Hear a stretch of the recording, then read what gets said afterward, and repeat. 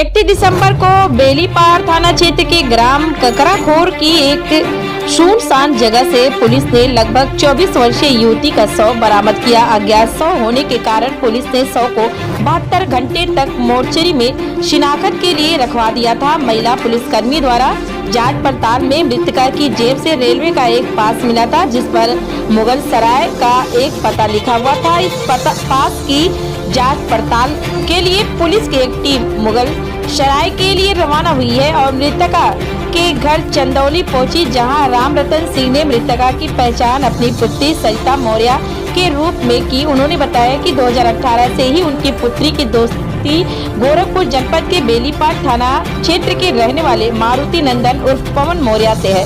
Police इस जानकारी को आधार बनाकर अपनी जांच पड़ताल को आगे बढ़ाते हुए आखिरकार हत्यारे प्रेमी मारुति नंदन मौर्य को गिरफ्तार कर जेल की सलाखों के पीछे पहुंचा दिया। प्रेस वार्ता के दौरान एएसएसपी ने बताया कि 2018 में फेसबुक के जरिए मृतका की दोस्ती गोरखपुर जनपद बेलीपार थाना क्षेत्र के रहने वाले मारुति नंदन मौर्य से हुई थी।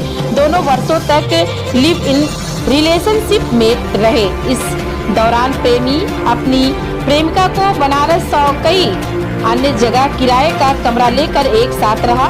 इसी बीच प्रेमिका की नौकरी लखनऊ में एक हॉस्पिटल में परमानेंट तौर पर लग गई और वह लखनऊ रहने लगी। प्रेमी को शक हुआ कि सरिता मौर्य का प्रेम प्रसंग किसी से हो गया है और वो किसी और से बातचीत करती है। प्रेमी मारुति नंदन मौर्य ने अपनी प्रेमिका को कई बार गोरखपुर बुलाया, लेकिन वह नहीं आई। लेकिन 30 तारीख को सरिता मौर्य अपने प्रेमी मारुति नंदन मौर्य से मिलने गोरखपुर आई। ट्रांसपोर्ट नगर चौराहे पर अभियुक्त मोटरसाइकिल लेकर पहुंचा। मृतका को उन्होंने सहित अन्य जगहों पर घुमाता रहा। जब अंधेरा हो गया तो बेलीपार थाना क्षेत्र के ग्राम ककराखोर में सुनसान जगह ले गया, जहां अपनी शंका जाहिर करते हुए कहा कि तुम किसी और से बात करती हो, अपना मोबाइल दिखाओ। इसी बीच दोनों में वाद विवाद हुआ और उसने अपनी प्रेमिका को मारा पीटा और गला दबाकर उसकी हत्या की घटना को अंजाम देकर वहां से आराम से फरार हो गया और घर आकर सो गया। लेकिन पुलिस ने एक सुराग के आधार पर इस हत्यारे प्रेमी को गिरफ्तार कर सलाखों के पीछे पहुंचा दिया है। 31 दिसंबर 2022 को ग्रामीण क्षेत्र में एक युवती का शव बरामद हुआ था, जिसके चेहरे पर चोट के निशान थे। इस संबंध में तत्काल मौके का निरीक्षण उच्च अधिकारियों द्वारा करने के पश्चात पंचायतनामा की कार्रवाई होने के उपरांत, क्योंकि शव की पहचान नहीं हो पाई थी, तो शव को मोर्चरी में अगले 72 घंटे के लिए रखवाया गया। जो बॉडी थी उसकी सर्च से एक रेलवे का पास बरामद हुआ, जिसमें एक व्यक्ति का नाम लिखा था और पता मुगल सराय जनपद चंदौली का था।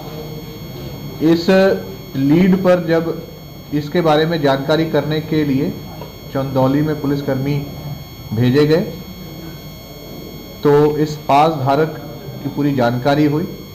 जब उनसे इस घटना के बारे में पूछा गया तो उनके द्वारा उस युवती को अपनी पुत्री के रूप में पहचाना गया, जिनका की नाम सरिता मौर्य, उम्र करीब 24 साल है।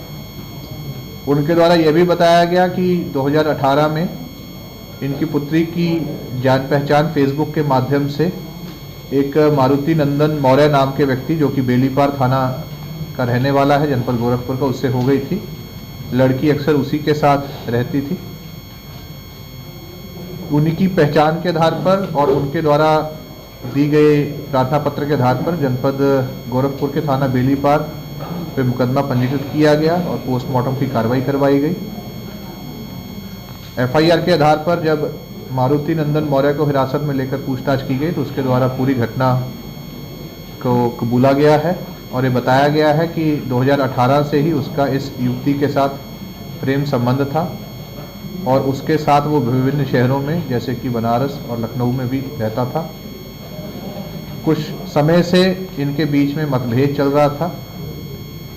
इसके द्वारा पहले भी इसको गोरखपुर बुलाने का प्रयास किया गया, परंतु 30 तारीख को इसके द्वारा लखनऊ से युवती को यहाँ बुलाया गया। ट्रांसपोर्ट नगर से अपने मोटरसाइकिल पर उसको पूरा दिन ये 30 तारीख को विभिन्न जगह पर घुमाता रहा और रात के समय पर अंधेरे और कोहरे का फायदा उठा करके इसको खेतों की तरफ ले गया और वहाँ पे जाकर इनका आपस में वाद विवाद हुआ। उसी में इसके द्वारा इस युवती को चोट पहुँचाई गई और इसको मृत समझकर वो वहाँ से फरार हो गया। इसको अरेस्ट कर लिया गया है। अरेस्ट करके इसको जेल भेजा जा रहा है और इस पूरी घटना जो इसके द्वारा बताई गई है उसका साक्ष्यों के आधार पर अग्रिम विधिक कार्रवाई की जाएगी। कोई आपराधिक इतिहास है? अभी इसका आपराधिक इतिहास सामने नहीं आया है, बाकी इसके बारे में और पता लगवाया जाएगा। आरोपी तो बैकग्राउंड कैसा क्या करता है? आरोपी ITI की हुई है इसने और सर हत्या के लिए यहाँ पे लाया था या विवाद में हत्या हो गई? देखिए इसके द्वारा बुलाया गया था, इसके मन में प्लानिंग तो थी लेकिन उस समय पर इनका विवाद भी हुआ। पहले भी इसने यहाँ इसको बुलाने की कोशिश की थी क्योंकि इनके बीच में इस बात को लेकर के मतभेद काफ़ी समय से चल रहा था। लड़के को ये लगता था कि इसके अलावा किसी और से भी संबंध है, इसको शक भी था। विवाद का एक कारण इसके द्वारा उसका फ़ोन मांगा जाना भी है। तो कई चीज़ें हैं जो इसके बैकग्राउंड में हैं और उसी में ये हत्या कारित की गई।